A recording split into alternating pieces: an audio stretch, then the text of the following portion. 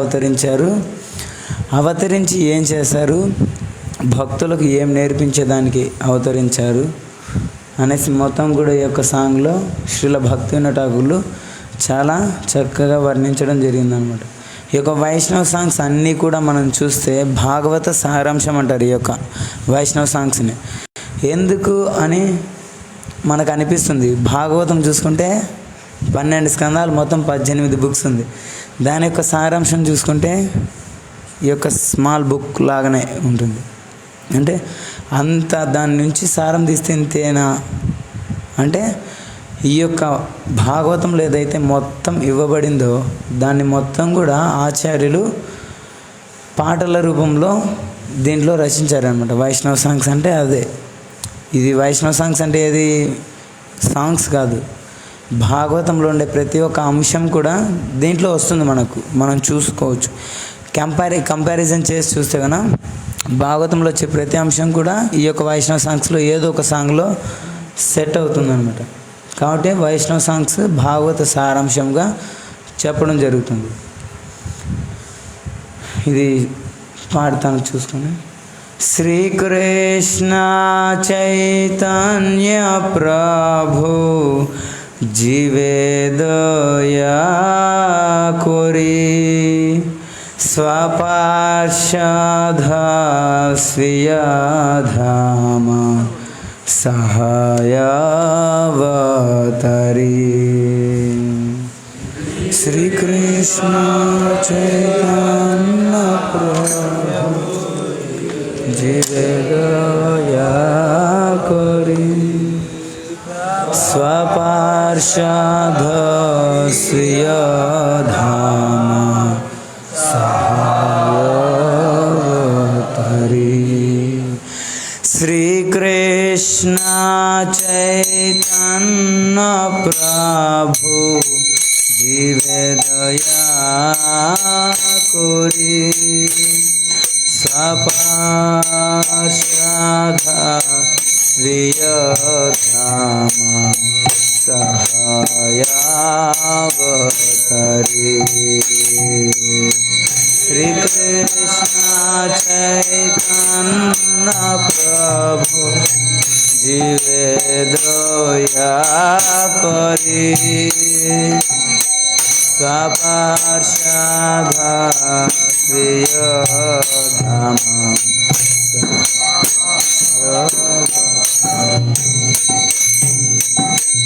అత్యంత దుర్లభ ప్రేమ করিবারে দান শিখায়া শরণাগতি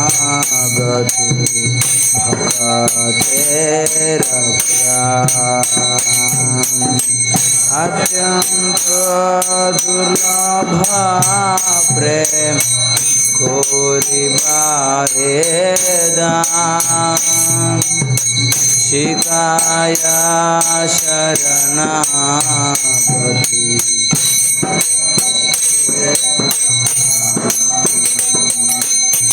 অত্যন্ত দুর্লভ প্রেম করিবারে দান শিখায়া শরণাগতি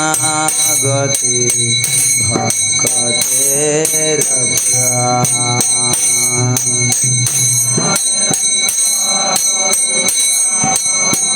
প্রেম করিবারে দান শিখায়া শরণাগতি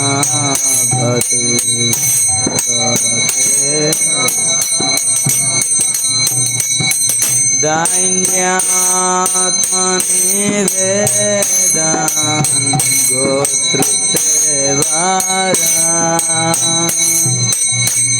अवश्य रक्षिभे कृष्ण विश्वशपालान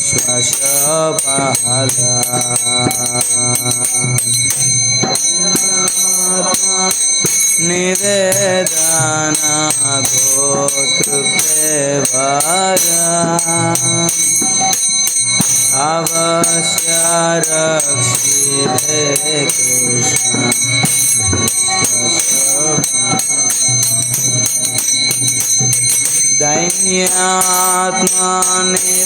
दैन्यात्मनिवेदना गोत्रते वारा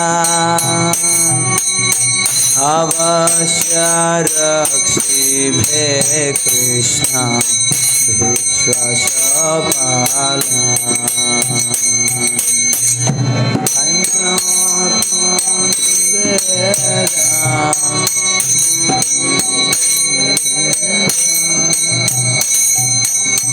अवश्य रक्षिभे कृष्ण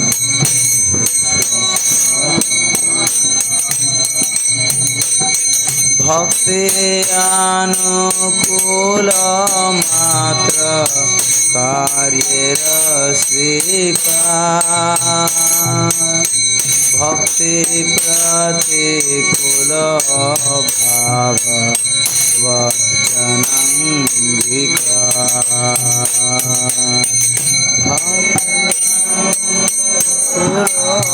मात्र कार्येर स्वीकार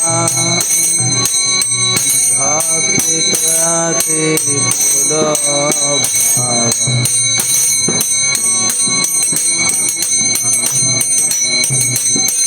भक्ति अनुकूल मात्र कार्येर स्वीकार भक्ति प्रतिकूल भाव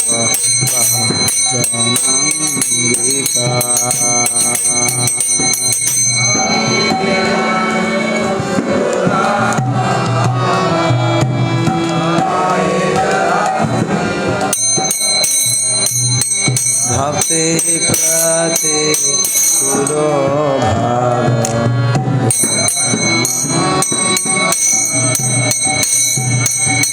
षडांग शरणागति होइबे जाहार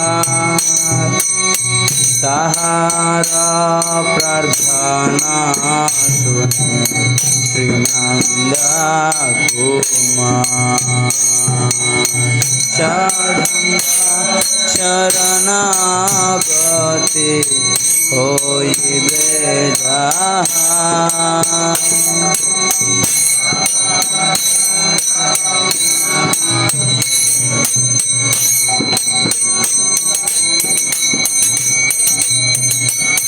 षडांग शरणागति होइबे जाहार ताहारा प्रार्थना सुने श्रीनंद कुमार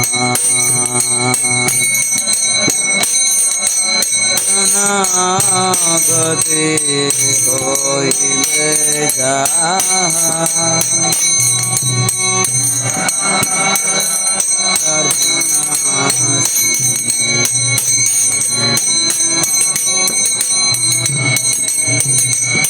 रूप सनातन पड़े धन्ते त्रिनादरी भगवती विनोद पड़े दुम पादधरी रूप सनातन पड़े धन्ते त्रिनादरी भगवती विनोद पड़े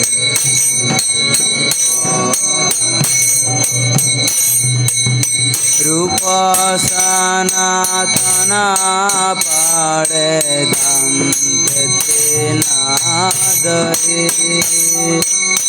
भगवती विनोद पड़े दुम पादधरी अंधिया अंधिया बोले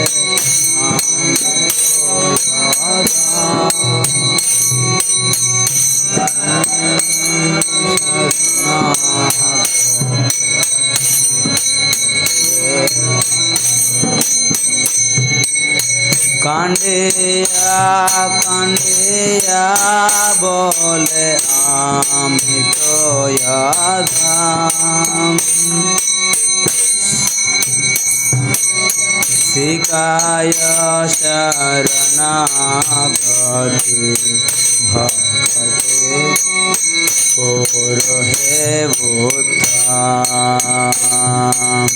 কান্দিয়া কান্দিয়া বলে আমি তো আধাম শিকায় শরণাগতি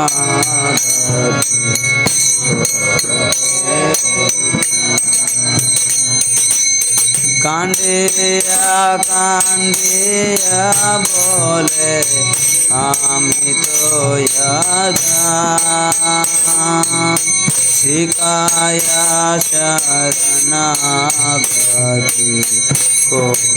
হে ভূতাম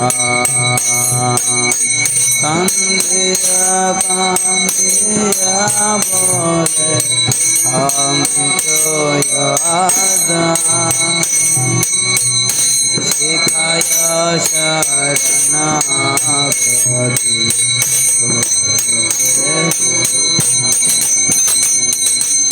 শ্রী কৃষ্ণ চৈতন্য প্রভু জীবে দয়া করি সকাচাধরি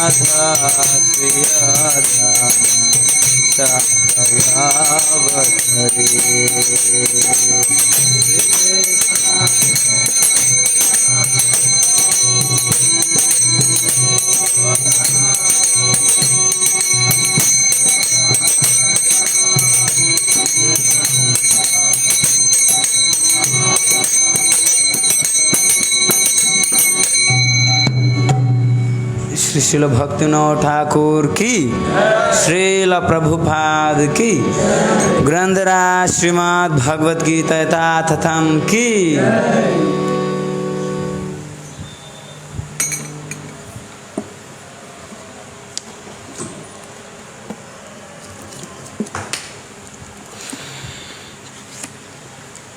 శ్లోకం అందరూ పలికేదానికి ప్రయత్నించండి. బోర్డు మీద ఉంది, చూసుకోవచ్చు. జన్మ కర్మ చ మే దివ్యం ఏవం యో వేతి తత్వతః త్యక్త్వా దేహం పునర్జన్మ నైతి మామేతి సోర్జున. జన్మ కర్మ చ మే దివ్యం ఏవం యో వేతి తత్వతః త్యక్త్వా దేహం పునర్జన్మ నైతి మామేతి సోర్జున. జన్మ కర్మ చ మే దివ్యం ఏవం యో వేతి తత్వతః త్యక్త్వా దేహం పునర్జన్మ నైతి మామేతి సోర్జున.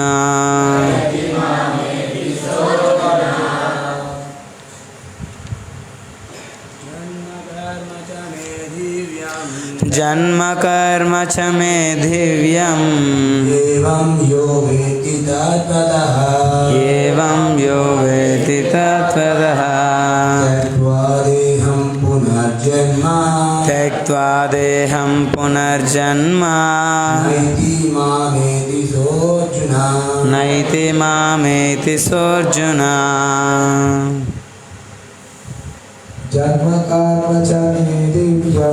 जन्म कर्म च मे दिव्यम् एवं यो वेति तत्त्वतः त्यक्त्वा देहं पुनर्जन्म नैति मामेति सोऽर्जुन.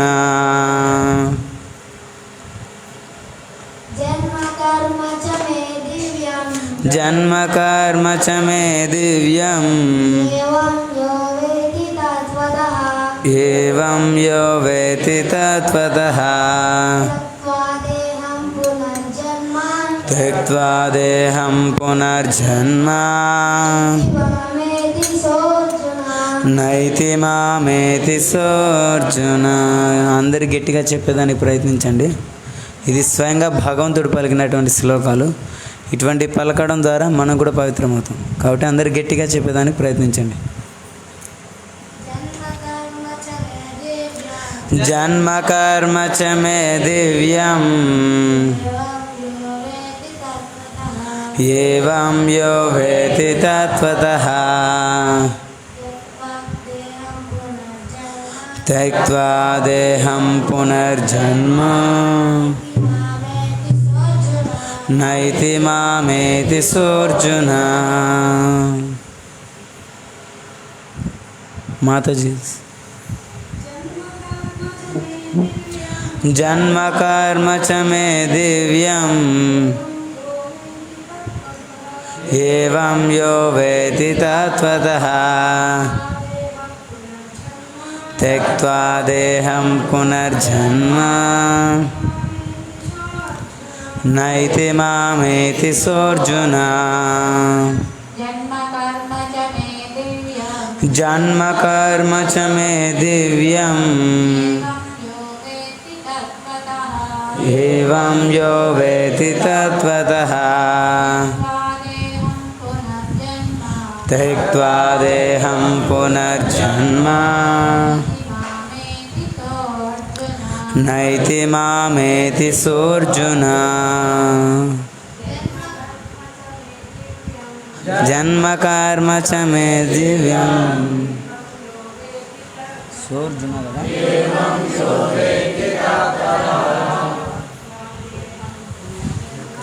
త్యక్త్వా దేహం పునర్జన్మ నైతి మామేతి సో. ఇక్కడ నైతి మామేతి సో అర్జున కాదు, నైతి మామేతి సోర్జున. అక్కడ సుడిలాగా ఉంది కదా, అది సగం ఆని అనమాట. సంస్కృతంలో సగం అని సుడిగా రాస్తారు. కాబట్టి అది సోర్జున అవుతుంది. విడగొట్టేటప్పుడు సహ్ అర్జున అవుతుంది. కాబట్టి పలికేటప్పుడు సోర్జున అని పలకండి. చెప్పండి. జన్మ కర్మ చ మే దివ్యం ఏవం యో వేతి తత్వతః త్యక్త్వా దేహం పునర్జన్మ నైతి మామేతి సోర్జున. ఇంకెవరన్నా చెప్తారా? జన్మ కర్మ చ మే దివ్యం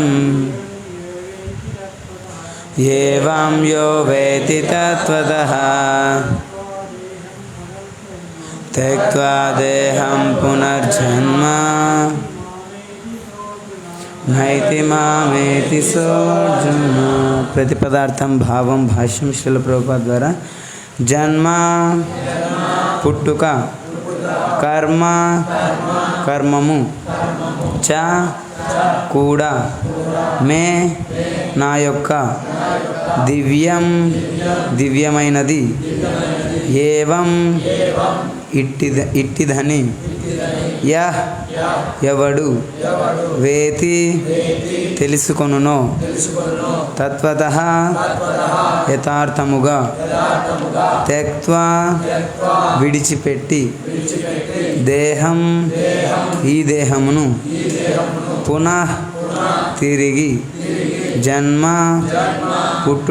పుట్టుకను, నా ఏతి ఎప్పుడూను పొందడు, మాం నన్ను, ఏతి పొందును, సహ్ అతడు, అర్జున ఓ అర్జున, ఓ అర్జున నా జన్మము మరియు కర్మల దివ్యత్వమును యథార్థముగా ఎరిగినవాడు దేహమును విడిచిన పిమ్మట తిరిగి ఈ భౌతిక జగత్తున జన్మింపక నా శాశ్వత ధామమున నన్నే పొందును. భాష్యం. భగవంతుని అవతరణ అతని దివ్యధామం నుండే జరుగునను విషయం 6వ శ్లోకంలో ఇదివరకే వివరింపబడెను. ఇప్పుడు మనం పాడిన సాంగ్ కూడా ఇదే అనమాట. ఏది? దివ్యధామం నుండే జరుగునను విషయము ఆ యొక్క సాంగ్ నుంచి మనం తెలుసుకోవచ్చు. మనం చెప్పాం కదేమని, ఈ యొక్క వైష్ణవ్ సాంగ్స్ అనేవి అన్నీ కూడా భగవద్గీత భాగవతంలో ఉండే అంశాలే సాంగ్స్ రూపంలో ఉన్నాయనేసి మనం చెప్పుకున్నాం కదా. ఇక్కడ మనం చూడొచ్చు. మొట్టమొదటి పాయింట్ ఏంటంటే ఇక్కడ భాష్యంలో భగవంతుని అవతరణ అతని దివ్యధామం నుండే జరుగునను విషయం 6వ శ్లోకంలో ఇదివరకే వివరించబడను. మనకి ఈ యొక్క సాంగ్లో ఏమని వచ్చింది? స్వపార్షాద స్వీయధామ సహ అవతారి. సహ అవతారి అంటే ఈ యొక్క స్వపార్షాదులు అంటే పార్షద అంటే సేవకులు, అంటే ఆయన కాకుండా ఆయన యొక్క సేవకులు ఎవరైతే ఉన్నారో వాళ్ళతో కూడి స్వీయధామ. స్వీయధామ అంటే ఆయన ఎక్కడైతే నివసిస్తున్నాడో ఆ యొక్క స్వధామంతో ఆయన యొక్క స్వపార్షుదులతో కూడి సహ అవతారి వాళ్ళందరినీ కూడి అవతరిస్తారనమాట. ఎక్కడ? ఈ యొక్క భూప్రపంచం మీద. అదే అనమాట. దీన్ని దీని యొక్క పాయింట్ ద్వారా మనం చూసినట్లయితే ఈ యొక్క వైష్ణవ్ సాంగ్స్లో ఉండే ప్రతి ఒక్క సాంగ్ కావచ్చు, ఆ యొక్క సాంగ్స్లో ఉండే ప్రతి లైన్ కావచ్చు, ఈ యొక్క భగవద్గీత భాగవతంలో ఉండే యొక్క అన్ని విషయాలను ఈ యొక్క సాంగ్స్ రూపంలో అక్కడ ఆచార్యులు మెన్షన్ చేయడం జరిగిందనమాట. ఈ యొక్క పాయింట్ ద్వారా మనం సింపుల్గా అర్థం చేసుకోవచ్చు. ఇది ఇప్పుడు మనం ఈ యొక్క 6వ శ్లోకంలో ఏమని చెప్పబడిందో మనం చూద్దాము.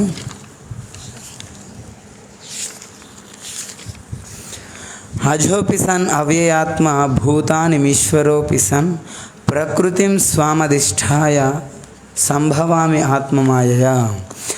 నేను పుట్టుక లేని వాడనైనను నా దివ్య దేహమెన్నడూను నశింపనిది అయినను సకల జీవులకు ఈశ్వరుడనైనను నా ఆది దివ్య స్వరూపంతో నేను ప్రతి యుగములో అవతరిస్తాను.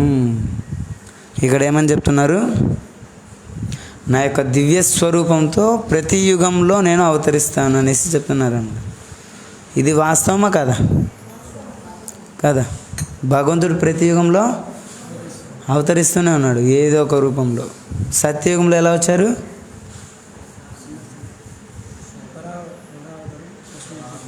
వరాహ అవతారం, నరసింహ అవతారంగా సత్యయుగంలో వచ్చారనమాట. త్రేతాయుగంలో శ్రీరామచంద్రుడిగా వస్తారు. ద్వాపర యుగం కృష్ణుడే స్వయం గోలోకం నుంచి దిగి వచ్చాడనమాట. కలియుగంలో శ్రీకృష్ణ చైతన్య మహాప్రభు భక్తుడి రూపంలో గుప్త అవతారం అని చెప్తారనమాట. భాగవతంలో వస్తుంది చెన్నావతారం, చెన్నా కలవు. కలియుగంలో చెన్నావతారం అంటే గుప్తంగా వస్తారు భగవంతుడు. ఇది బయట సాధారణంగా ఎవరికి తెలియదు అనమాట ఈ యొక్క అవతారం గురించి. మనకు చూసుకుంటే ఈ యొక్క ఏదైనా కావచ్చు భగవంతుడి అవతారం, ఈ యొక్క భూప్రపంచం మీద భగవంతుని అవతారం ఇది అనే దానికి గుర్తు మనం ఎలా తెలుసుకోవాలి? ఎవరికైనా తెలుసా?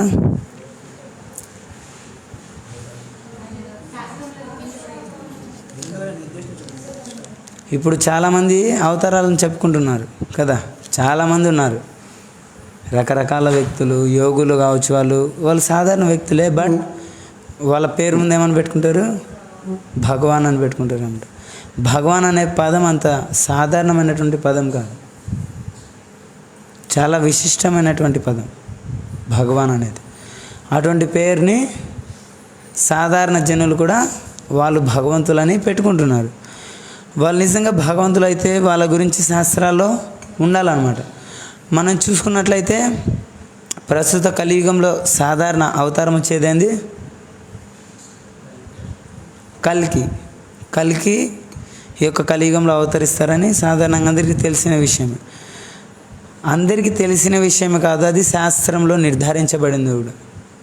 శ్రీమద్ భాగవతం 12వ స్కందంలో ఒక అధ్యాయంలో ఒక శ్లోకంలో వివరించబడుతుంది. కల్కి ఈ యొక్క కలియుగాంతమున అవతరిస్తారు, ఏ ప్లేస్లో అవతరిస్తారు, ఎవరింట్లో అవతరిస్తారు ఆయన యొక్క తల్లిదండ్రుల పేర్లు అన్నీ కూడా మెన్షన్ చేయబడి ఉన్నాయి. ఎలాగైతే కృష్ణుడు ద్వాపర యుగంలో అవతరించాడు ఎవరికి? దేవకి వసుదేవులకు. అది కూడా శ్రీమద్ భాగవతంలో దశమ స్కందంలో చాలా విస్తారంగా వివరించడం జరిగింది. ఇవన్నీ రచించింది ఎవరు? శాస్త్రాలు, వేదాలు, ఉపనిషత్తులు, పురాణాలు వ్యాస భగవానుడు. ఆయన కూడా భగవంతుని యొక్క సాహితీ అవతారం అని చెప్తారు. అంటే ఈ యొక్క సాహిత్యాన్ని జనులకు భగవంతుని గురించి తెలుసుకునే దానికి, ఈ యొక్క సాహిత్యాన్ని అందించేదానికి భగవంతుడే మళ్ళీ కృష్ణద్వైపాయన వ్యాసగా అవతరిస్తారు. అది శక్తావేశ అవతారం అంటారు. ఆ శక్తావేశం, ఆ శక్తి ఏ శక్తి అంటే సాహితీ శక్తిని ఆయన పొంది ఉంటారు అన్నమాట. అలాగే ప్రతి ఒక్క అవతారం కూడా వరాహ అవతారము, నరసింహస్వామి అవతారము వస్తుందని మనకు 7వ స్కందంలో వివరించింది. శ్రీరాముడు వస్తాడని స్వయంగా వాల్మీకి ముని రాముడు అవతరించకముందే రామాయణాన్ని రచించారు కదా. దీన్ని బట్టి చూస్తే మనకు చాలా చక్కగా అర్థమవుతుందేమని శాస్త్రంలో ముందే చెప్పబడింది భగవంతుడు ఎవరు అనేది, ఎవరు ఎక్కడ అవతరిస్తారని. అలాగే శ్రీ చైతన్య మహాప్రభు కూడా శ్రీధామ్ మాయాపూర్లో అవతరిస్తారనేసి భాగవతంలో వస్తుంది, చైతన్య చరితామృతంలో వస్తుంది, చైతన్య మంగళలో వస్తుంది, చైతన్య బోధామృతం, చాలా ఉన్నాయి మహాప్రభు మీద బుక్స్. అలాగే విష్ణు సహస్రనామాలు, విష్ణు సహస్రం, ఈ చైతన్య చరితామృతం ఇవన్నీ మనకు తెలియనటువంటి శాస్త్రం. బట్ మనకు సాధారణంగా తెలిసింది ఏంటి? విష్ణు సహస్రనామాలు అందరికీ తెలుసా తెల్దా? తెలుసు కదా. విష్ణు సహస్రనామాల్లో కూడా వస్తుంది అన్నమాట, కలియుగంలో గౌరవర్ణంలో భగవంతుడు అవతరిస్తాడు అనేసి. దాన్ని బట్టి మనం చూస్తే అర్థమవుతుంది ఏమని, భగవంతుడు అవతరిస్తాడు ఈ యొక్క భూమి మీద. ఏ విధంగా అంటే శాస్త్రంలో చెప్పబడిన విధంగా. సన్యాసం తీసుకుంటారు ఆయన అనేసి కూడా చెప్పబడిందంట విష్ణు సహస్రనామాలు. అంటే దీన్ని బట్టి మనకు అర్థమవుతుందేమని, మనం ఏదైనా చూసేటప్పుడు శాస్త్ర చక్షువుతో చూడాలన్నమాట, ఆధ్యాత్మికమైన దానికి సంబంధించి. సాధారణంగా జనులు ఏమంటుంటారు? అందరూ ఒకటే. అది సాధారణంగా వస్తుంటుంది. బట్ అందరూ ఒకటే అనేది తప్పు. ఇంట్లో అందరూ ఒకటేనా? తల్లి తండ్రి వేరు కదా, పిల్లలు వేరు, అందరూ ఒకటే అవుతారా? కారు కదా. ఎలాగైతే అందరూ ఒకటే కారో ఇది కూడా అంతే. ఎలాగైతే మనం చూసుకున్నట్టే భౌతికమైనటువంటి ఉదాహరణే ప్రస్తుతం ప్రధానమంత్రి ఒకరే ఉంటారు, మంత్రులు చాలామంది ఉంటారు. ఆయన మంత్రి, వీళ్ళు మంత్రులే, బట్ ఆయన ప్రధానమంత్రి. అందరూ ఒకటే అంటే అవుతుందా? ఒకటే అందరు ఎప్పటికీ కాదన్నమాట. ఆయన స్థాయి ఆయనకే ఉంటుంది, వీళ్ళ స్థాయి వీళ్ళకే ఉంటుంది. అలాగే భగవంతుడు కూడా స్వరాట్ అని చెప్పబడుతుంది అన్నమాట భాగవతంలో. జన్మధస్యత అన్వయాద్ ఇతిరతశ్చార్తే స్వభిఘ్న స్వరాట్. ఆయన స్వరాట్. అదే ఇక్కడ చెప్పడం జరుగుతుంది. భగవంతుడు తన యొక్క దివ్య స్వరూపంతో ఈ యొక్క భూమి మీద అవతరిస్తాడు. అట్టి దేవదేవుని అవతార తత్వమును గూర్చి యథార్థముగా ఎరిగినవాడు భవబంధముల నుండి అది వరకే విముక్తిని సాధించినట్లుగా అర్థము. ఇక్కడ ఏమని చెప్తున్నారు? ఆయన యొక్క అవతార తత్వమును, అంటే ఇప్పుడు మనం ఏదైతే చర్చించుకున్నామో దాన్ని విస్తారంగా చేస్తే దానే అవతార తత్వం అంటారన్నమాట. ఈ యొక్క అవతార తత్వమును గూర్చి యథార్థముగా, కల్పితం కాదు, యథార్థముగా అంటే ఉన్నది ఉన్నట్లుగా మార్చకూడదు అనమాట. శాస్త్రాన్ని యథార్థంగా ఎప్పుడైతే ఇస్తారో అది ప్రభావశీలంగా ఉంటుంది. దానికి శ్రీల ప్రభుపాదుల వారిని ఒకచోట అడుగుతారు ఏమని, ప్రీచింగ్ ఎలా చేయాలి అనేసి. మనం ప్రీచింగ్ చేయాల్సిన అవసరం లేదు. భగవంతుడు ఏదైతే చెప్పారో దాన్ని మనం చిలుక పలుకు పలికితే చాలు, అదే ప్రీచింగ్ అంటే అనేసి చెప్తారన్నమాట. అంటే యథార్థంగా అనేది ముఖ్యమైనది. అందుకే శ్రీల ప్రభుపాద వారి యొక్క భగవద్గీతకి ఏమని పెట్టారు? భగవద్గీత యథాతథము. అంటే యాజ్ ఇట్ ఈస్, భగవంతుడు ఏదైతే చెప్పాడో దాన్నే శ్రీల ప్రభుపాద వారు లిఖితపూర్వములోకి రాసిచ్చారంట. అందుకోసమే ఈ యొక్క భగవద్గీతను యథాతథంగా పెట్టడమే కాదు, ఈ యొక్క భగవద్గీత ద్వారా ఎంతోమంది లాభాన్ని కూడా పొందుతున్నారు. ఊరికే పేరు పెట్టుకుంటే సరిపోదు, ఆ యొక్క పేరుకు సార్థకత ఉండాలి కదా. అలాగే శ్రీల ప్రభుపాద వారు పెట్టిన యొక్క పేరు ప్రస్తుతం చూసుకుంటే భగవద్గీత ద్వారా ఎవరు లాభాన్ని పొందుతున్నారు, ఆ యొక్క భగవద్గీత ఒరిజినలా కాదా అనే దానికి మనం చిన్న ఉదాహరణ చూసుకోవచ్చు. ఒక షాప్ కీపర్ ఉంటాడు, ఆయన యొక్క సరుకు ఒరిజినల్ కాదా అనే దానికి ఏంటి గుర్తు? అతని దగ్గర చాలా ఎక్కువ మంది కొంటారన్నమాట. ఎక్కువ మంది కొన్నప్పుడు ఏమవుతుంది, అది నాణ్యత సరుకు అనేది నిర్ధారించబడుతుంది కదా. అంతేనే కదా, ఇంకా వేరే మార్గం ఉంటుందా కదా. బాగుంటేనే అందరు కొంటారు, లేకపోతే ఎవరు కొన్నారు. అలాగే ఈ యొక్క భగవద్గీతలు ప్రస్తుతం ఇండియాలో చూసుకుంటే 700 వ్యాఖ్యానాలు ఉన్నాయి, 700 వ్యాఖ్యానాలు ఉన్నాయి భగవద్గీత మీద. కానీ ప్రస్తుతం ఈ యొక్క భగవద్గీత యథాతథం అనే ఏదైతే ఉందో ఆ యొక్క బుక్ ద్వారా అందరూ తెలుసుకోవడమే కాదు ఆచరిస్తున్నారంట. తెలుసుకోవడం వేరు, ఆచరించడం వేరు. జ్ఞానం విజ్ఞానం. జ్ఞానం అంటే తెలుసుకోవడం వరకే, కానీ విజ్ఞానం ఆచరించడం ముఖ్యం జీవితంలో. జ్ఞానం అందరికీ తెలుసు, బట్ ఆ యొక్క జ్ఞానాన్ని ఏ విధంగా ఆచరణ పూర్వకంగా పెట్టాలనేది తెలుసుకోవాలండి. ఎప్పుడైతే అది తెలుసుకుంటారో అప్పుడు వాళ్ళ యొక్క జీవితంలో ఆ యొక్క విషయాలు తెలుసుకున్నందుకు సార్థకత ఉంటుంది. లేదంటే శ్రమయేవహి కేవలం, ఓన్లీ సమయం వృధా తప్పితే వేరే ప్రయోజనం అంటే ఏమి ఉండదు. అలాగే ఇక్కడ ఈ యొక్క భగవంతుని యొక్క తత్వమును, అవతార తత్వమును ఎవరైతే యథార్థముగా తెలుసుకుంటారో వాళ్ళు భవబంధముల నుండి ముక్తిని పొందినట్లే అనేసి చెప్తున్నారు అన్నమాట. మరి ఎలా తెలుసుకోవాలి? ఈ యొక్క భగవంతుని అవతార తత్వమును యథార్థముగా మనం తెలుసుకోవాలంటే ఏం చేయాలి? ఎలా ప్రాసెస్?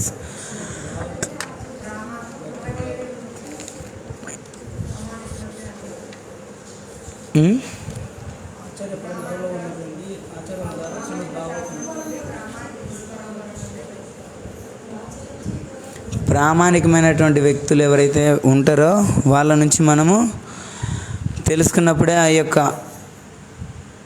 ఇప్పుడు ప్రస్తుతం ఉదాహరణకు చూసుకుంటే స్కూల్కి వెళ్తారు. స్కూల్కి ఎందుకు వెళ్తారు?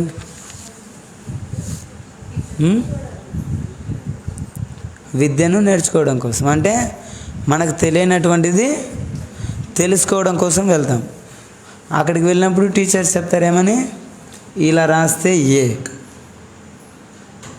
ఇలా రాస్తే బి అని చెప్తారన్న. అదేవిధంగా ఆధ్యాత్మిక విషయాలు కూడా గురువులు ఉంటారు. మనం ఆ యొక్క ఆధ్యాత్మిక విషయాలను తెలుసుకోవాలన్నప్పుడు అటువంటి గురువుల దగ్గరికి వెళ్తే వాళ్ళు చెప్తారు ఏమని, భగవంతుడెవరు, నిజంగా భగవంతుడి యొక్క భూమి మీద ఎందుకు అవతరిస్తాడు, అవతరిస్తే ఆయనని ఎలా గుర్తించాలి అనేవన్నీ కూడా గురువు చెప్తాడు. ఆ గురువు చెప్పిన వాక్యాలు మనం విని మనం తెలుసుకుంటాం అన్నమాట. లేకపోతే మనకు తెలుస్తుంది భగవంతుడు ఎవరు, ఎవరికి తెలియదు భగవంతుడు ఎవరు. కానీ ఏబిసిడీలు స్కూల్లో చేరకపోతే పిల్లోడికి తెలుస్తాయా ఏంటో? ఏ అంటే తెలియదు, బి అంటే తెలియదు. ఉదాహరణ వాళ్ళు చూసుకున్నా కూడా తల్లిదండ్రులు కానీ గురువు కానీ చెప్పకుంటే తెలుస్తుందా? తెలియదు.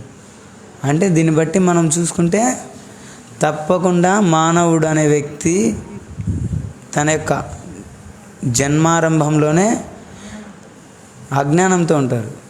కాబట్టి ఏం చేయాలి? ఆదౌ గురువాశ్రయం అనేసి చెప్తున్నారు అన్నమాట వేదాల్లో వాక్యం. అంటే మొట్టమొదట మనం గురువుని ఆశ్రయించాలి. ఎప్పుడైతే మనం గురువుని ఆశ్రయిస్తామో అప్పుడు మనకు ఆయన ఉపదేశిస్తాడు. ఏది?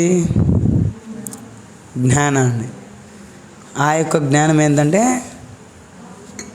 భగవంతుడు ఎవరు, భగవంతుడు ఇక్కడ ఎందుకు అవతరిస్తాడు, ఆ యొక్క అవతారణ నిజంగా ఆయన భగవంతుడేనా అనేది ఎలా తెలుసుకోవాలి, ఇవన్నీ విషయాలు కూడా గురువు మనకు వివరిస్తారు, అదే జ్ఞానం అంటారు అన్నమాట. ఆ యొక్క జ్ఞానాన్ని మనము గురువు నుంచి వినేం చేయాలి, విజ్ఞానం చేయాలన్నమాట. విజ్ఞానం అంటే ఆచరణలో పెట్టినప్పుడు అది విజ్ఞానం అవుతుంది. కాబట్టి ఇక్కడ మనం ఇప్పుడు ఏం చేయాలి, భగవంతుని అవతార తత్వం గురించి మనం యథార్థంగా తెలుసుకోవాలంటే ప్రస్తుతం మనం ఏం చేయాలి, శ్రీల ప్రభుపాదుల వారి బుక్స్ని క్షుణ్ణంగా అధ్యయనం చేయాలి. ఎప్పుడైతే శ్రీల ప్రభుపాదుల వారి బుక్స్ని చక్కగా చదువుతామో అప్పుడు మనకు తెలుస్తుంది ఏమని, భగవంతుడు ఎవరు, భగవంతుడు ఎలా అవతరిస్తాడు, ఎందుకు అవతరిస్తాడు, భగవంతుడు ఎవరు అనేది కూడా మనము తెలుసుకోగలుగుతాం. లేదంటే ప్రస్తుతం ఉన్నటువంటి సమాజంలో భగవంతుడు ఎవరు అనేది ఎవరికి తెలియదు. అందరూ కొంతమంది ఏం చెప్తారు, శివుడు భగవంతుడు చెప్తారు, కొంతమంది ఇంకొకటి సంథింగ్ చెప్తారు. ఇవన్నీ మనం పట్టించుకుంటే మన టైం వృధా అయిపోతుంది. కాబట్టి మన యొక్క అదృష్టం శ్రీల ప్రభుపాదుల వారిని మనం కలుసుకున్నాం. శ్రీల ప్రభుపాదుల వారి దయ వల్ల ప్రపంచవ్యాప్తంగా ఎంతోమంది భగవంతుని గురించి తెలుసుకుంటున్నారు, వాళ్ళ యొక్క జీవితంలో ఆచరిస్తున్నారు. శ్రీల ప్రభుపాదుల వారి నుంచి ఏవైతే నేర్చుకున్నారో వాళ్ళు ఆచరించేదే కాదు, ఇతరులను ఆచరింపజేస్తున్నారు అన్నమాట. కాబట్టి ఇది ఒక మన యొక్క సౌభాగ్యం, శ్రీల ప్రభుపాదుల వారిని మనం కలవడం. కాబట్టి మనం ఇప్పుడు ఏం చేయాలి, మహాప్రభు ఏం కోరుకున్నారు, జన్మ సార్థక్ కరో పరోపకార్. ఫస్ట్ నువ్వు యొక్క జన్మను సార్థకం చేసుకోవాలి, మళ్ళీ ఇతరులకు పరోపకారం చేయాలి. బయట ఎంతోమంది ఎన్నెన్నో కార్యక్రమాలు చేస్తుంటారు, అన్నదానం, వస్త్రదానం, విద్యాదానం, రక్తదానం, నేత్రదానం, ఎన్నెన్నో దానాలు చేస్తుంటారు. కానీ అవన్నీ ఏవి, తాత్కాలికమైనటువంటివి అన్నమాట. ఇప్పుడు అన్నదానం చేస్తే ఎంతసేపు ఉంటుంది అతనికి, మహా అంటే ఒక రోజు, తర్వాత ఉండదు కదా. వస్త్రదానం అంటే కొన్ని నెలలు, విద్యాదానం ప్రస్తుతం అసలు విద్యనే లేదు. ఏదైతే విద్య అని పిలువబడుతుందో అదంతా కూడా ఆ విద్య అని చెప్తారు శ్రీల ప్రభుపాదుల వారు. ప్రస్తుతం ఉన్నటువంటి ఈ యొక్క పాఠశాలలు ఇవి పాఠశాలలు కాదు, వధశాలలు అని చెప్తారంట. ఎందుకు అలా చెప్పారు, ఏమన్నా ప్రయత్నించగలుగుతారా? డివోటీస్ కాకుండా, అంటే డైలీ వస్తున్నటువంటి భక్తులు కాకుండా కొత్త వాళ్ళు ప్రయత్నించండి. శ్రీల ప్రభుపాదుల వారు పాఠశాలలు, వధశాలలు అని చెప్తున్నారు. ఎందుకు చెప్తున్నారు ఆ విషయం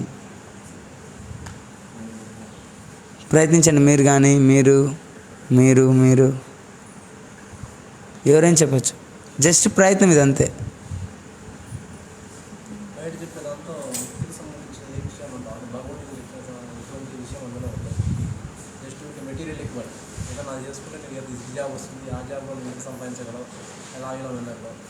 పూర్వం ఎలా ఉండేది, చాతుర్వర్ణం మయా సృష్టం గుణకర్మ విభాగశః. ఈ యొక్క మానవుడికి 4 వర్ణాలు అనేవి ఉంటాయి. ఏంటి, బ్రాహ్మణ, క్షత్రియ, వైశ్య, శూద్ర కదా. వాళ్ళు కూడా ఏ విధంగా విభజించబడేవారు, గుణకర్మ, వాళ్ళ యొక్క గుణాలను బట్టి, వాళ్ళ యొక్క పుట్టుకను బట్టి అని చెప్పలేదు అక్కడ భగవంతుడు. వాళ్ళ యొక్క గుణాలను బట్టి వాళ్ళను విభజించడం జరుగుతుంది. ఆ విధంగా ఆయన యొక్క గుణము ప్రస్తుతం మనం చూసుకోవచ్చు. కొంతమంది స్టూడెంట్స్ చక్కగా బుక్స్ను చదివి దానిలను అధ్యయనం చేయగలుగుతారు, కొంతమంది చదవలేరు. వాళ్ళు ఇంకా కొంతమంది స్టూడెంట్స్ క్షత్రియ లక్షణాలు అంటే వాళ్ళు పరిపాలనకు తగిన విధంగా వాళ్ళకు గుణాలు ఉంటాయి. ఇంకొంతమందికి వైశ్య అంటే వ్యాపారం, అంటే వడ్డీ వ్యాపారం, అంటే వ్యవసాయం చేయడం కావచ్చు, దాన్ని సమంగా అందరికీ అందే విధంగా వితరణ చేయడం కావచ్చు. ఇటువంటి లక్షణాలు అవి వైశ్య లక్షణాలు. శూద్ర అంటే వీళ్ళ ముగ్గురికి సహకరించేది, ఇవి గుణాలు. బట్ ప్రస్తుతం ఈ విధంగా ఉందా సమాజం, ఇప్పుడంతా జన్మ ద్వారా ఉంది. కానీ శాస్త్రంలో ఏమని చెప్పబడింది, జన్మనా జాయతే శూద్ర సంస్కారాత్ భవే ద్విజ. ఎప్పుడైతే పుట్టుకతో అందరు శూద్రులు, పుట్టుకతో ఎవరికేం తెలుసు, పుట్టుకతో ఎవరికేం తెలియదు, బట్ సంస్కారాత్ భవే ద్విజ. వాళ్ళు యొక్క సంస్కారాల ద్వారా ద్విజులు అంటే మానవుడు అవుతాడు. ఆ విధంగా ఆయనకు తెలుస్తుంది ఏమని, ఆయన యొక్క గుణాలేంటి, ఆయన యొక్క గుణాల ద్వారా ఆయన ఏ వర్ణంలోకి వస్తారు అనేది అప్పుడు తెలుస్తుంది. ఎప్పుడు సంస్కారాత్ భవే ద్విజ. సంస్కారాలు అంటే 10-12 సంవత్సరాల వయసులో జరుగుతుందన్నమాట. సంస్కారాలు ఈ యొక్క జీవిత ఆరంభం నుంచి సంస్కారాలు ఉన్నాయి. మనం చూసినట్లయితే ఈ యొక్క సంస్కారాల ద్వారా మానవుడు ద్విజుడు అవుతాడంటే ఒక గురువుని స్వీకరిస్తాడు. ఆ యొక్క గురువు ఆయనలో ఉండే గుణాలను బట్టి ఆయనకు శిక్షణ ఇవ్వడం జరిగేది పూర్వం, అంతే కదా. గురుకులాలకు వెళ్ళే వాళ్ళు గురుకులంలో వాళ్ళకు ఆ విధంగా శిక్షణ ఉండేది. వాళ్ళ యొక్క గుణాలను బట్టి వాళ్ళకు నేర్పిస్తారు. ఆ విధంగా వాళ్ళు గురుకులంలో నుంచి బయటకు వస్తేనే వాళ్ళ యొక్క గుణాలను బట్టి వాళ్ళకు శిక్షణ ఉంది కాబట్టి ఆ శిక్షణ ద్వారా వాళ్ళు జీవితం గడిపేవారు. కాబట్టి పూర్వం చూసుకుంటే చాలా సింప్లీ లివింగ్, హై థింకింగ్లో చాలా ప్రశాంతంగా జీవించేవారు అందరూ కూడా. మనం చూసుకోవచ్చు ప్రస్తుతం మన తాతల టైంలో కూడా పల్లెటూరులో చాలా చక్కగా ఉండేవి. ఆ విధంగా చాలా చక్కగా జీవనం కొనసాగేది పల్లెటూరులలో ఉన్నప్పుడు కూడా చాలా ప్రశాంతంగా. కానీ ప్రస్తుతం ఎందుకు ఇంత ఆందోళనతో కూడుకునేది సమాజం అంటే, మొట్టమొదటి పాయింట్ వర్ణాశ్రమ ధర్మం నాశనం అయిపోయిందనమాట. అందరూ కూడా జన్మత వాళ్ళు చెప్పుకుంటున్నారు. దానికి శ్రీల ప్రభుపాద ద్వారా ఒక ఉదాహరణ ఇస్తారన్నమాట. ఇప్పుడు ఎవరైతే గుళ్ళలో పూజలు చేస్తున్నారో వాళ్ళంతా కూడా బ్రాహ్మణ వంశంలో పుట్టిన వాళ్ళే కదా, అవునా కదా? అదే. కానీ ఆయనకు లక్షణాలు లేకపోయినా కూడా అవి ఆయన పూజ చేస్తుంటారు. కానీ శ్రీల ప్రభుపాద ద్వారా దానికి ఒక ఉదాహరణ ఇస్తారు. ఇప్పుడు ఒక డాక్టర్ ఉన్నాడు, ఆయన ఒక డాక్టర్కు ఒక కొడుకు పుట్టాడు అనుకోండి, ఆ కొడుకు డాక్టర్ అవుతాడా? పుడుతూనే డాక్టర్ కాలేడు. పోనీ ఆయన పెద్ద అయినా కూడా డాక్టర్ అవుతాడా? ఎలా అవుతాడు ఆయన డాక్టర్? ఆయన స్టార్టింగ్ నుంచి ఆయన చదువు పూర్తి చేయాలి, డిగ్రీ చేయాలి, అవి అయిపోయినాక మెడికల్ సంబంధించిన కోర్సెస్ ఉంటాయి అవి చేయాలి, చేసి మళ్ళీ ఒక వైద్యుడి కింద అసిస్టెంట్గా చేరాలి. ఆ యొక్క వైద్యుడి యొక్క ఇచ్చిన సర్టిఫికేట్ తీసుకొని మళ్ళీ గవర్నమెంట్ ద్వారా సర్టిఫికేట్ తీసుకున్నప్పుడు ఆయన వైద్యుడని నిర్ధారించబడతాడు. ఒక హాస్పిటల్ పెట్టుకోవడానికి కావచ్చు, ఆయన ట్రీట్మెంట్ చేయడానికి కావచ్చు, ఆయనకు అర్హత అనేది వస్తుంది. అంతేకాని ఆయన డాక్టర్ కొడుకును డాక్టర్ అంటామా మనం? డాక్టర్ కొడుకే అంటాం కానీ డాక్టర్ అనం. అలాగే ప్రస్తుతం ఉన్న సమాజం ఎలా అయిందంటే, బ్రాహ్మణ వంశంలో పుడితే ఆయన బ్రాహ్మణ. ఆయన గుణాలు ఉన్నాయా లేవా? బ్రాహ్మణ గుణాలు ఏంటి? సత్యం, మొట్టమొదటి సత్యం. ప్రస్తుతం సత్యం ఎవరికన్నా ఉందా? ఆయన బస్ స్టాండ్లో ఉంటాడు, ఏమని చెప్తాడు? బస్సు కదిలింది, ఎక్కినా నేను ఎరుగుంట్లకు దగ్గరలో ఉందని చెప్తారనమాట. నేను చాలాసార్లు చూశాను. ప్రయాణం చేసేటప్పుడు బస్సు అప్పుడే ఎక్కింటారు, ఫోన్లో ఏమని చెప్తుంటారంటే ఎరుగుంట్లకు దగ్గరికి వచ్చింది బస్సు, ఇంకా నేను కొద్దిసేపట్లో దిగుతాను చెప్తాను. అంటే నోరు తెరిస్తే అబద్ధం. ప్రస్తుతం సత్యం ఎక్కర్లేదు. బ్రాహ్మణుని మొట్టమొదటి లక్షణం సత్యం. మళ్ళా శుచిత్వం ఇప్పుడు ఎవరికీ లేదు.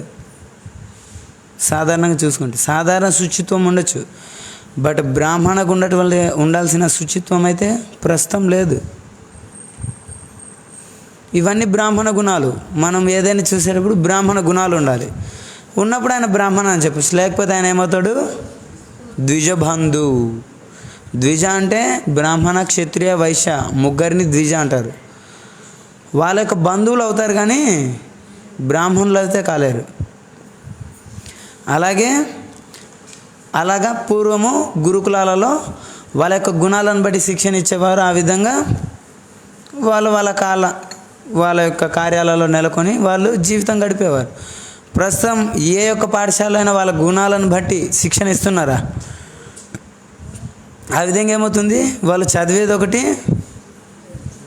వాళ్ళు చేసేది ఒకటి. కొంతమంది అగ్రికల్చర్ చదువుతారు, మళ్ళీ బ్యాంకింగ్ కోచింగ్ తీసుకొని బ్యాంక్లో పని చేస్తుంటారు అన్నమాట. అంటే వాళ్ళు చదివింది అగ్రికల్చర్ అంటే వ్యవసాయానికి సంబంధించింది. వ్యవసాయం ఎక్కడ? వడ్డీ వ్యాపారం. బ్యాంకింగ్ అంటే వడ్డీ వ్యాపారం. దీనికి సెట్ అవుతుందా? అసలు సెట్ కాదు. అంటే ప్రస్తుతం విద్య అనేది ఏదైతే విద్య అని పిలువబడుతుందో అది అందరినీ మోసం చేస్తుందన్నమాట. మనం ప్రస్తుతం నేను చదివేటప్పుడే 10th క్లాస్లో ఇంగ్లీష్లో సావిత్రి గురించి రాయమని వస్తుంది. అసలు హీరోయిన్ గురించి ఏమైనా అవసరమా 10th క్లాస్ స్టూడెంట్కి? అంటే విద్య కాదనే దానికి ఇదంతా చెప్తున్నాను. ప్రస్తుతము చదివేది విద్య కాదు అది. దాని ద్వారా వాళ్ళు చదివేది ఒకటి, వాళ్ళు జాబ్ చేసేది ఒకటి. దాని ద్వారా వాళ్ళు ఎన్నో కష్టాలు పొందాలి. వాళ్ళు చదువు అయిపోతేనే జాబ్ రాదు. ఆ జాబ్ రానప్పుడు కొంతమంది మళ్ళీ ఇంకా వేరే కోచింగ్స్ తీసుకోవాలి. ఆ కోచింగ్స్లో వాళ్ళు సఫలీకృతులు కాకపోతే మళ్ళీ ఏదో ఒక పని చూసుకోవాలి బయట. జీవనానికి ఏదో ఒకటి కావాలి కదా. కానీ పూర్వం ఎలా ఉండేది, వాళ్ళ యొక్క గుణాలను బట్టి వాళ్ళకి శిక్షణ ఇచ్చేవాళ్ళు. ఆయనకు బ్రాహ్మణ గుణాలు ఉంటే ఆయన బ్రాహ్మణ అయ్యే విధంగా శిక్షణ ఇచ్చేవాడు. ఆయన గురుకులంలో నుంచి బయటికి వెళ్తానే ఆయన బ్రాహ్మణగా వేదాలను యజన్ యాజన్ పఠన్ పాఠన్ దాన ప్రతిగృహణ. యజన్ యాజన్ అంటే వేదాలను ఆయన చదవడము, నేర్పించడం ఆయన చేస్తూ ఆ విధంగా ఆయన జీవనాన్ని కొనసాగించగలుగుతాడు. క్షత్రియ ధర్మం అయితే ఆయన క్షత్రియ అయ్యే విధంగా ఆయనకు శిక్షణ ఇస్తారు గురువు. ఆ విధంగా ఆయన రాజు అంటే క్షత్రియులలో కలిసి ఒక సైన్యాధ్యక్షుడు కావచ్చు, సైనికుడు కావచ్చు. రాజు దగ్గర ఉంటే చాలా వైభవపేతమైనటువంటి జీవితమే కాదు. ఆయన వైశ్య లక్షణాలు అయ్యి కృషి, గోరక్ష, వాణిజ్యం, వైశ్యకర్మ, స్వభావజం, వ్యవసాయం చేసే విధంగా ఆయనకు గురువు శిక్షణ ఇస్తారు. ఆ విధంగా ఆయన బయటికి వెళ్తున్న ఆ యొక్క కార్యంలో నెలకొని ప్రశాంతంగా జీవనాన్ని కొనసాగించేవారు. ఆ విధంగా ఏమయ్యేది, వాళ్ళు గురుకులం నుంచి బయటకు వస్తూనే వాళ్ళ కార్యాల్లో నెలకొనేవారు. ప్రస్తుతం అలా లేదు. వాళ్ళ యొక్క విద్య పూర్తి అయిపోయినప్పటికీ చాలామంది ఎలా ఉన్నారు, ఇప్పుడు ఖాళీగా ఉన్నారు. ఎందుకంటే ఇదే కారణం. ఉదాహరణకు మా అన్ననే చూసుకోవచ్చు. మా అన్న బీటెక్ అయిపోయింది, ఎంటెక్ అయిపోయింది, ఆయనకు జాబ్ రాలేదు. ఇప్పుడు మళ్ళీ హైదరాబాద్ పోయి ఇంకో కోచింగ్ తీసుకుంటున్నారు. ఫస్ట్ నంద్యాలలో ఒక కోచింగ్ తీసుకుంటున్నారు, అది సరిగ్గా కాలేదని మళ్ళీ ఇప్పుడు హైదరాబాద్ ఇంకో కోచింగ్ తీసుకుంటున్నారు. అదే గురుకులం లాంటి పాఠశాల ఉండి ఆయన యొక్క గుణాలు బట్టి ఆయనకు శిక్షణ ఇచ్చింటే ఇప్పటికైనా సెటిల్ అయిపోయిండేవాడు. అలా లేదు కాబట్టి ప్రస్తుతం ఎలా ఉంది, సమాజం చాలామంది యువకులు ఖాళీగా ఉన్నారు. ఆ యొక్క ఖాళీ మనసు దయాల కొంప అని సాధారణమైనటువంటి సామెత ఉండనే ఉంది. అదేం ఊరికే సామెత కాదు, రియలే. కాబట్టి ఇప్పుడు ప్రస్తుతము ఎక్కడ చూసినా దొంగలు, దోపిడీదారులు, అత్యాచారాలు ఎందుకు జరుగుతున్నాయంటే అదే కారణం. ఎప్పుడైతే ఒక వ్యక్తికి తాను శక్తిని వినియోగించే కార్యాలు ఏయో ఒకటి ఉండాలన్నమాట. లేకపోతే మనిషి ఏది చేయకుండా ఉండలేడు. అతడేమైనా బండరాయ వేసిన చోటే ఉండేదానికి కదా, ఉండలేడు. మనిషి అంటేనే సహజంగా ఏదో కార్యం చేయాలి. అది మంచి కార్యం కావచ్చు, చెడు కార్యం కావచ్చు.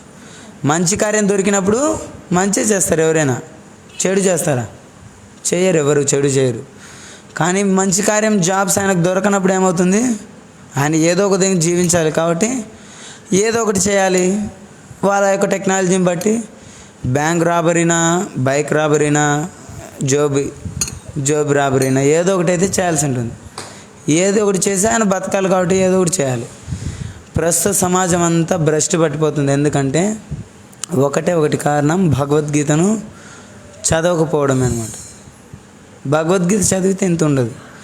పూర్వం మనం చూసినట్లయితే మన పూర్వీకులందరూ కూడా మార్నింగ్ అంతా వాళ్ళ కార్యాల్లో నెలకొని ఈవినింగ్ అయితేనే రామాలయంకో వాళ్ళ దగ్గరలో ఉండే గుడికి వెళ్ళి భగవంతుని గురించి భజన చేసేవారు. అక్కడ ఉండే సాధువులు చెప్పే భగవద్గీత కావచ్చు, భాగవతం కావచ్చు, రామాయణం కావచ్చు, మహాభారతం కావచ్చు, భగవత్ లీలా శ్రవణం చేసి వాళ్ళు నిద్రించేవారు.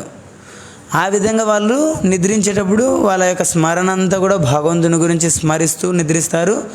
ఉదయం లేస్తూనే భగవంతుని తలుచుకుంటూ వాళ్ళ యొక్క కార్యాల్లో నెలకొంటారు. ఆ విధంగా వాళ్ళ లైఫ్ చూసుకుంటే ఎంత సుఖంగా ఉండేదంటే అంత సుఖంగా ఉండేది. ప్రస్తుతం అసలు గుళ్ళే లేవు. ఉన్న గుళ్ళు కూడా బూజు పట్టిపోయాయి. ఎవరు ఆ గుళ్ళలో సాధువులు లేరు, వివరించే వాళ్ళు లేరు. గుడికి వెళ్తే ఇప్పుడు ప్రస్తుతం ఎలా ఉంది పరిస్థితి, మంచి కద్దరు సొక్క వేసుకొని వెళ్తే పూజారి ఆడితీసారు, లేకపోతే ఆయన కూర్చుంటారు అనమాట. అలా అయిపోయింది అనమాట పరిస్థితి. గుళ్ళు కూడా వ్యాపారాల్లాగా అయిపోయినాయి. అంతెందుకు, నేను ఇస్కాన్ రాకముందు నేను కూడా ప్రతిరోజు శివాలయానికి వెళ్ళేవాడిని. నేను వెళ్ళిన ఏ రోజు కూడా నాకు పూజారి హారతి లేదనమాట. ఆడ ఊరికి ఉంటుంది, నేనే ముక్కొని వెళ్ళిపోయేవాడిని. అదే నేను దాటుకొని వస్తాను, ఎవరు నాకు అద్దె చొక్క వేసుకొని వస్తే లేచి వచ్చి పూజారి మంత్రాలు చదివి తిప్పి ఇస్తాడు అనమాట. అంటే ఎందుకు ఇస్తున్నాడు ఆయనకి ఎందుకు ఇచ్చాడు, నాకు ఎందుకు ఇవ్వలేదు? నేను డబ్బులు అయినా ఆయన డబ్బులు వేస్తాడు ఆయన కదా. అంటే డబ్బులు అంటే వ్యాపారమే కదా. ప్రస్తుతం గుళ్ళు కూడా అలా అయిపోయాయి అనమాట. ఎందుకంటే అక్కడ వాళ్ళు కూడా సాధువులు లేరు, శాస్త్రాన్ని అధ్యయనం చేసి ఆ యొక్క శాస్త్రాన్ని వివరించే సాధువులు లేరు అనమాట. శ్రీల ప్రభుపాదుల వారు చెప్తారు, గుడి అంటే ఏంది? ప్రస్తుతం ఇదైతే గుడి కాదు, ఇల్లే. కానీ ఇంతమంది ఎందుకు వస్తున్నారు? ప్రతి సండే కనీసం 250 మంది అయితే వస్తారు. ఎందుకు వస్తున్నారు? ఇదేమైనా గుడే? గుడి రూపం అయితే ఏం లేదు, మొత్తం ఇల్లే. కానీ ఎందుకు వస్తున్నారు? శ్రీల ప్రభుపాదుల వారు ఏమని చెప్తారంటే, గుడి అంటే 3 కార్యాలు జరగాలి. ఒకటి భగవత్ సంకీర్తన, భగవత్ లీలా శ్రవణం, భగవద్ అర్చన. ప్రస్తుతం ఏముంది? భగవద్ అర్చన ఉంది, కానీ భగవత్ కీర్తన, భగవత్ లీలా శ్రవణం చేయించే గుళ్ళు లేవన్నమాట. కాబట్టి గుళ్ళని కూడా బూజు పడిపోతున్నాయి. ఎందుకంటే మెయిన్ కారణం అదే. ఎక్కడైతే భగవత్ లీలా శ్రవణం జరుగుతుందో, భగవంతుని గురించి కీర్తన జరుగుతుందో, తర్వాత భగవద్ అర్చనం. మొట్టమొదట వచ్చిన వాళ్ళు వినాలి సాధువుల నుంచి. ఏమని? భగవంతుడు ఎవరు, భగవంతుడిని మనం ఎందుకు అర్చించాలి, మనం ఎందుకు గుడికి వెళ్ళాలి ప్రతిరోజు, ఇవన్నీ విన్నప్పుడు వాళ్ళకి అర్థమవుతుంది భగవంతుడు ఎవరు అనేది. విన్న తర్వాత మనం భగవంతుని దర్శిస్తే అప్పుడు మనకు నిజంగా దర్శనం అవుతుంది. నిజంగా మనము ఏదైనా ఒక కొత్త గుడికి వెళ్ళాము, అక్కడ ఉండే విగ్రహాలను చూసామనుకోండి. ప్రస్తుతం ఇక్కడికి వచ్చారు కొత్త వాళ్ళు, డివోటీస్ కాదు, కొత్త వాళ్ళు. ఇక్కడికి వచ్చినప్పుడు మీరు చూస్తారు విగ్రహాలు ఎలా ఉంటాయి, చేతులపై ఎత్తుకొని ఉంటారు అన్నమాట. ఎవరికైనా తెలుస్తుందా? మీకు తెలుసా? తెలియదు. ఇక్కడ ఉండే విగ్రహాలు ఏంటో మీకు తెలియదు. అంటే విగ్రహాలు మనము గుర్తుపట్టలేము. ఆ యొక్క విగ్రహం ఏంటి, ఈ భంగిమ ఏంటి, ఎందుకు ఇలా ఇక్కడ ఉన్నారు స్వామి. ప్రస్తుతం శ్రీరంగం వెళ్ళామనుకోండి, అక్కడ శ్రీరంగనాథుడు శయనించుంటాడు. ఎందుకు అలా ఉన్నాడు అనేది మనం మొట్టమొదట మనం విన్నప్పుడు మనకు అర్థమవుతుంది. ఇక్కడ ఉండేది ఎవరు? ఈ యొక్క గుళ్ళో ఉండేది విగ్రహాలు ఎవరంటే శ్రీకృష్ణ చైతన్య మహాప్రభు, శ్రీ నిత్యానంద ప్రభు అని పిలువబడతారన్నమాట. కలియుగంలో అవతరించారన్నమాట. ఎవరు? కృష్ణ బలరాములే ఈ యొక్క శ్రీకృష్ణ చైతన్యగా, శ్రీ నిత్యానందగా అవతరించారు. వాళ్ళు వచ్చి ఏం ప్రవేశపెట్టారు?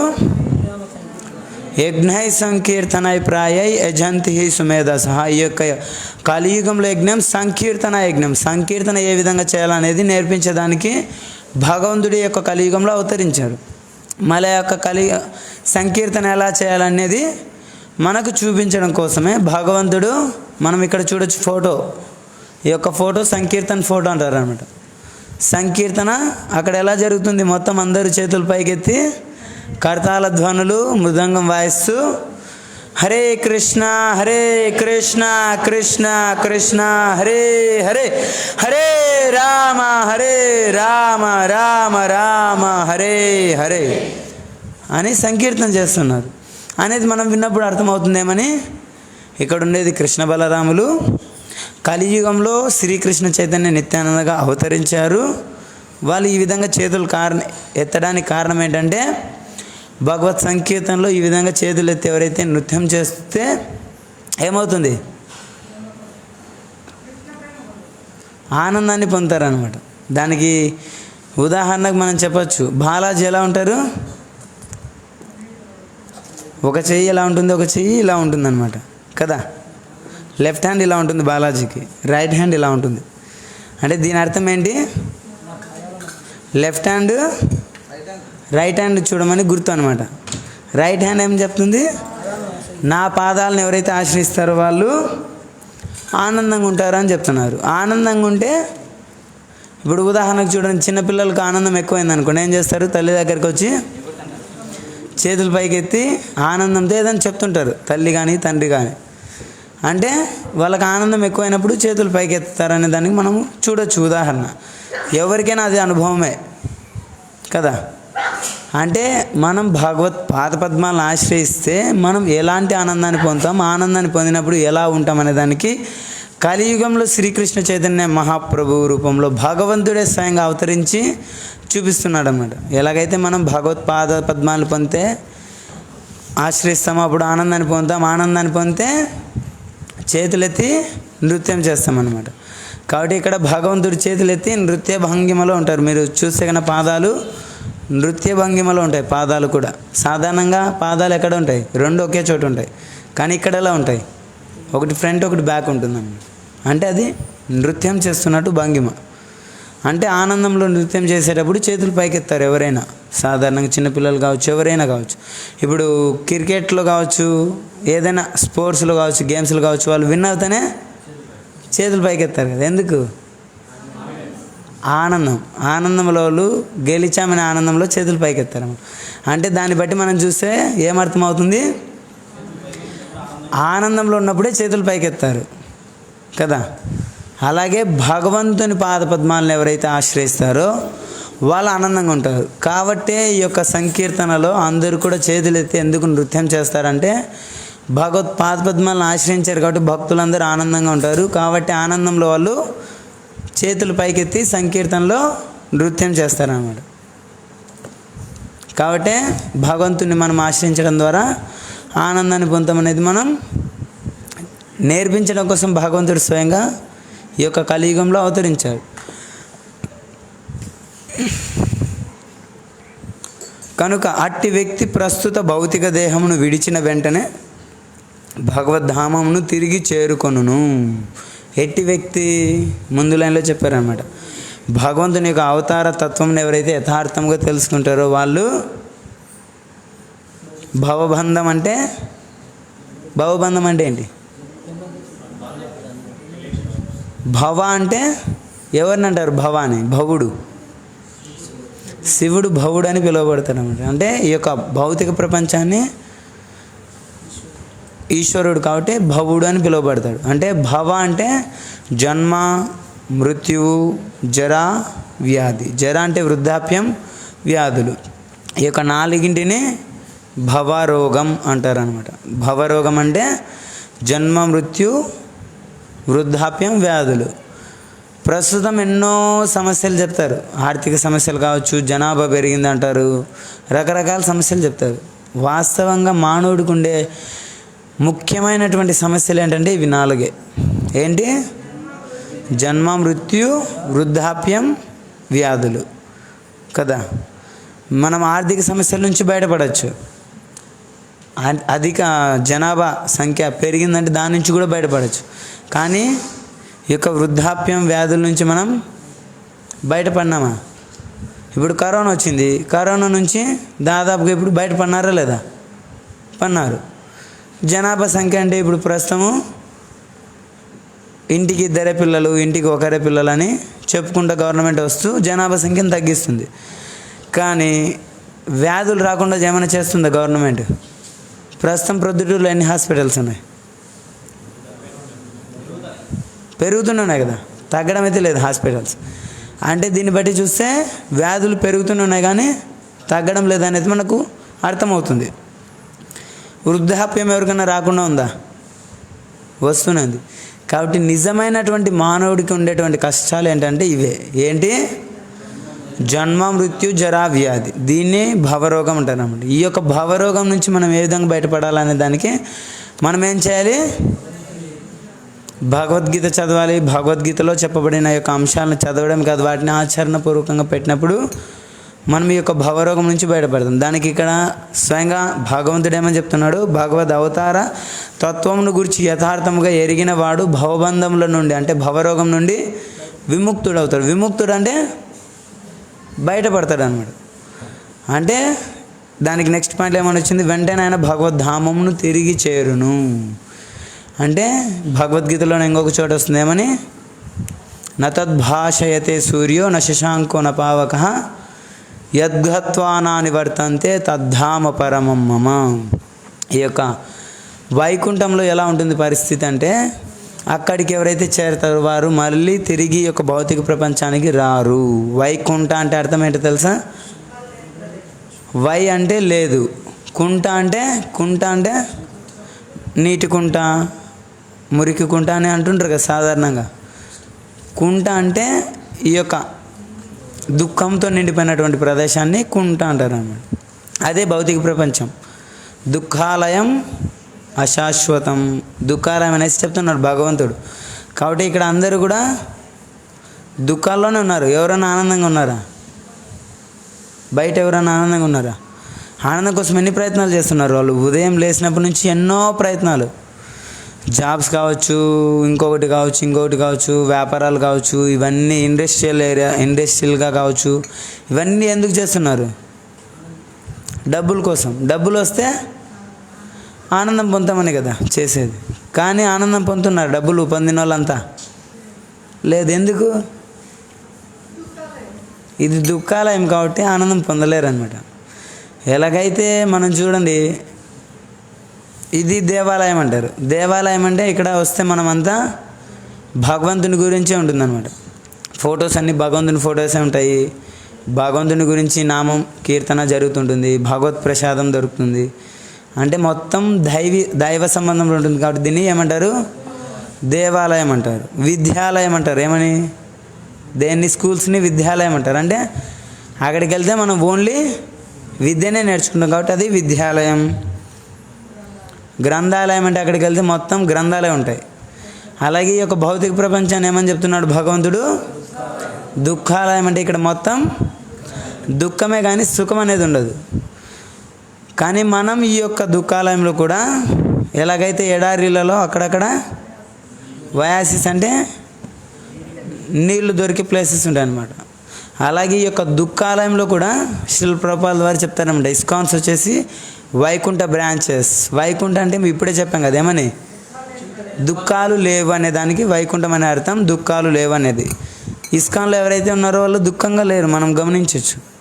ఇక్కడ ఇస్కాన్లో ఉన్న వాళ్ళంతా ఏమి కోటీశ్వర్లు ఏం కాదు. చాలా బీదవాళ్ళు ఉన్నారు, చాలా కోటీశ్వర్లు ఉన్నారు, నిరక్షరాస్యులు ఉన్నారు, విద్యావంతులు ఉన్నారు, అందరూ ఉన్నారు ఇస్కాన్లో. వాళ్ళందరూ కూడా సుఖంగానే ఉన్నారు, ఎవరు బాధతో లేరు. దానికి గుర్తు ఏంటి చెప్పచ్చా? ఇప్పుడు బయట ఆనందం అంటే ఏం చెప్తారు? కూడు, గుడ్డ, నీడ, ఇవే కదా మెయిన్, ఇవే చెప్పేది. ఇస్కాన్లో నుంచి కొన్ని వేల మందికి ప్రతిరోజు ప్రసాద వితరణ చేయడం జరుగుతుంది. వాళ్ళకి లేకుంటే ఇతరులకు దానం చేస్తారు ఎవరైనా. వాళ్ళకు ఉంటేనే కదా, వాళ్ళకి ఎక్కువ అవుతానే కదా దానం చేసేది. అంటే ఇస్కాన్లో ప్రతిరోజు వేల మందికి ప్రసాద వితరణ చేస్తున్నారు. అలాంటిది ఇస్కాన్లో ఉన్న వాళ్ళకి ప్రసాదం ఉండకుండా పోతుందా? ఉండదు, ప్రసాదం ఉండనే ఉంటుంది. వస్త్రాలు మనకంటే వాళ్ళు చక్కగానే వేసుకుంటారు. చూడొచ్చు, వాళ్ళు చక్కగా ధోతి కుర్తా వేసుకుంటారు, మనం ప్యాంట్ చొక్కా వేసుకుంటాం అన్నమాట. వాస్తవంగా చెప్పాలంటే పూర్వం అందరూ కూడా ధోతిలే కట్టుకునేవారు, ప్యాంట్స్ ఎవరు వేసుకునేవారు కాదు. ఈ యొక్క ప్యాంట్ ద్వారా ఏమవుతుందంటే మానవుడి యొక్క ఫ్రీగా నడిచే స్వభావాన్ని కోల్పోతారు. చూడొచ్చు, ప్యాంట్ వేసుకునే వాళ్ళు చక్కగా కూర్చోలేరు, ఎట్లంటే అట్లా కూర్చోలేరు, దానికి తగ్గట్టుగానే కూర్చుంటారు. కానీ ధోతి కట్టుకున్న వాళ్ళు ఏ విధంగానే కూర్చోవచ్చు, వాళ్ళకి ఎటువంటి ప్రాబ్లం ఉండదు. అది సైంటిఫిక్ అనమాట. ఈ యొక్క పంచ కట్టుకోవడం ఏమి అనాగరికము, స్టైలు ఇవన్నీ కాదు, సైంటిఫిక్. శాస్త్రం అంటేనే సైన్స్. సైన్స్ అంటే ఏంటి అర్థం? విజ్ఞాన శాస్త్రం అంటారు అన్నమాట. సైన్స్ అంటే విజ్ఞాన శాస్త్రం అంటే ఆచరణపూర్వకంగా చేయగలిగింది విజ్ఞాన శాస్త్రం అంటారు. పాయింట్ అనేది అంత ఆచరణపూర్వకంగా సాధ్యమేది కాదు మానవుడికి. మీరే చూడొచ్చు, పాయింట్ ద్వారా ఎన్ని కష్టాలు పడుతుంటారు, అది మీకే అర్థమవుతుంది. మాకు కూడా తెలుసు, ముందు మేము కూడా వేసుకున్నాం కాబట్టి. బట్ ఎప్పుడైతే మేము తెలుసుకున్నామో అది మానవుడికి తగినటువంటిది కాదని, అప్పుడు మేము తెలుసుకున్నాం కాబట్టి మేము ఈ విధంగా కట్టుకుంటున్నాం. అలాగే పాయింట్ ద్వారా ఏమవుతుంది, చాలామంది ఇప్పుడు జీన్స్ ప్యాంట్స్ వేసుకుంటారు, దాని ద్వారా అది స్కిన్కి అతుక్కొని ఉంటుంది. ఆ విధంగా రక్త ప్రసరణ అనేది సరిగ్గా జరగదు.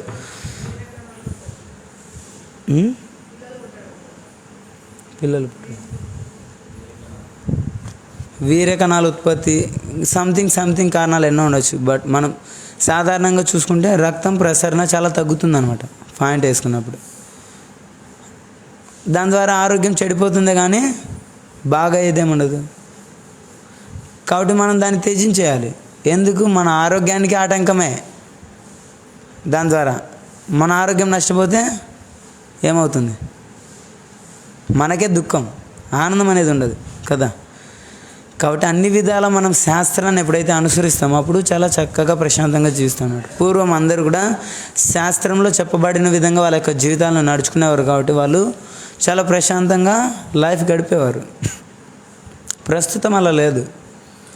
ప్రస్తుతం అంతా ఏదైతే అభివృద్ధి అని చెప్పుకుంటున్నారో అదంతా కూడా అభివృద్ధి కాదు. దానికి ఉదాహరణ మనం చూసుకున్నట్లయితే పూర్వం అందరూ బండ్లల్లో వెళ్ళేవారు, ఎద్దుల బండ్ల మీద నడిచి, లేదంటే సైకిళ్ళు వెళ్ళేవాళ్ళు. దానికి సైకిళ్ళకు బదులుగా స్కూటర్స్ కనిపెట్టారు. ఆ స్కూటర్లకు తయారు చేయడానికి ఫ్యాక్టరీ, ఒక్కొక్క పార్ట్ ఒక్కొక్క ఫ్యాక్టరీలో తయారవుతుంది. ఆ ఒక బండిలో ఎన్ని పార్ట్స్ ఉంటాయో అన్ని ఫ్యాక్టరీలు. ఆ ఫ్యాక్టరీ నుంచి వచ్చే వేస్టేజ్ అంతా మంచినీళ్ళ నదులలో కలుపుతారు. ఆ నదులన్నీ కలుషితం. ఆ నదులన్నీ పోయి సముద్రమే కలుషితం అయిపోతుంది. ఇప్పుడు ఆ యొక్క బండ్లు వాడడం ద్వారా ఏమైనా లాభం ఉందా? లాభం అయితే ఏం లేదు. దాని ద్వారా వచ్చే పొగ ద్వారా ఓజోన్ పొరనే దెబ్బతినింది అనమాట. తెలుసా తెల్దా? తెలుసు కదా. ఓజోన్ పొరనే దెబ్బతినింది. అంటే దాన్ని బట్టి చూసుకుంటే మనమంతా నాగరికత అభివృద్ధి పేరుతో దిగజారిపోతున్నారు కానీ ఎవరు అభివృద్ధి చెందడం లేదు. కాబట్టి ప్రతి ఒక్కరు కూడా ఈ యొక్క భగవద్గీత భాగవతాన్ని చదవండి, వీటిలో ఇచ్చినటువంటి సూచనలను ఆచరించండి. ఆ విధంగా మీ యొక్క భౌతిక జీవితం ప్రశాంతంగా కొనసాగుతుంది. ఈ యొక్క భౌతిక జీవితంలో మీరు మరణాన్ని పొందుతూనే భగవద్ధామాన్ని చేరుతారు. ఆ విధంగా మీకు మళ్ళీ జన్మ, మృత్యు, జరా, వ్యాధి లేకుండా శాశ్వతంగా భగవద్ధామంలోనే మీరు నివసించవచ్చు అనమాట. కాబట్టి ప్రతి ఒక్కరు కూడా ఈ యొక్క భగవద్గీతను చదవండి, అనుసరించండి.